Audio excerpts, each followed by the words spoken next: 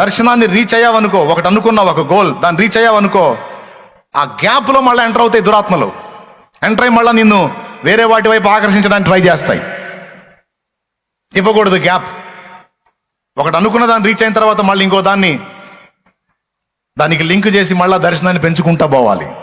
నేను చెప్పింది ఎంతమందికి అర్థమవుతుందో నాకైతే అర్థం కాలేదు, కానీ నాకైతే దాదాపు అందరికి అర్థమైద్దని అనుకుంటున్నాను. అర్థమవుతుంది నిజంగా.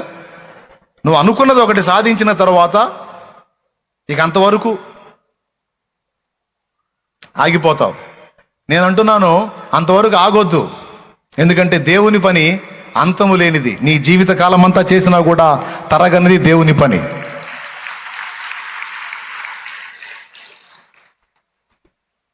మనుష్య పని అనుకో, ఉద్యోగం సాధించాలని ఉద్యోగం సాధించిన తర్వాత సప్పబడతావు.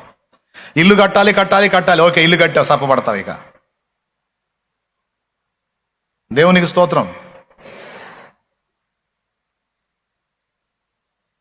అట్లాగే ఏదైనా ఒకటి అనుకున్నప్పుడు దాన్ని రీచ్ అయిన తర్వాత మళ్ళా ఆ దర్శనాన్ని విస్తరింపజేసుకోవటం అనేది మనం మర్చిపోకూడదు. ఇది చాలా కీలకమైన విషయం. 4 సంఘాలు కట్టాలి అనుకున్నాడు పాస్టర్ గారు. 4 సంఘాలు కట్టిన తర్వాత సైతాన్ వచ్చి కూర్చుంటాడు. వాడు నీ పక్కన వచ్చి కూర్చొని అమ్మయ్య అంటాడు. వాడు ఎందుకురా నువ్వు అమ్మయ్య అన్నావు అనుకో, నీకోసమే 4 కట్టాలనుకున్నావుగా, ఎన్ని కష్టాలు పడ్డావో, ఎట్టకేళ్ళకు 4 కట్టావు.